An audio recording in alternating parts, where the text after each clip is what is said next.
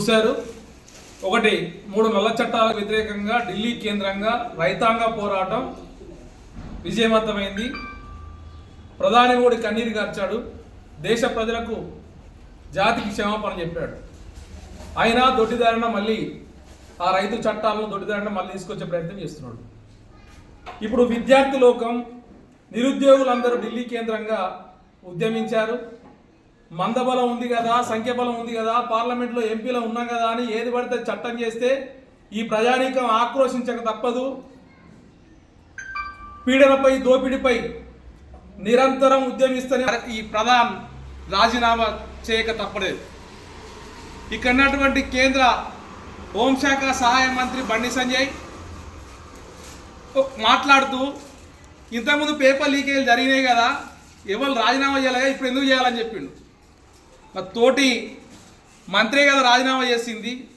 అవగాహన లేకుండా, అర్థం పర్థం లేకుండా, లేస్తే పాకిస్తాను, లేస్తే ముస్లిం అని చెప్పి మత విద్వేషాలు రెచ్చగొడుతూ పబ్బం కట్టుకొని ఓట్లు దండుకొని ఎంపీ అయినటువంటి నీకేం తెలుసు అని చెప్పేసి సూటిగా ప్రశ్నిస్తున్నాం.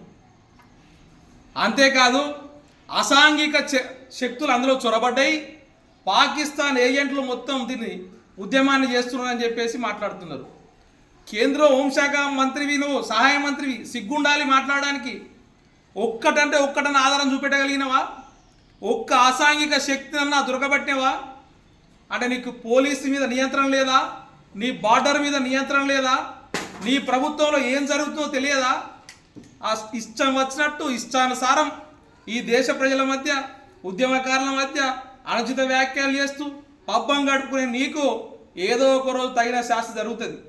ఖచ్చితంగా భాజపా పార్టీకి దేశంలో రాబోయే రోజుల్లో చరమగీతం పాడక తప్పదు.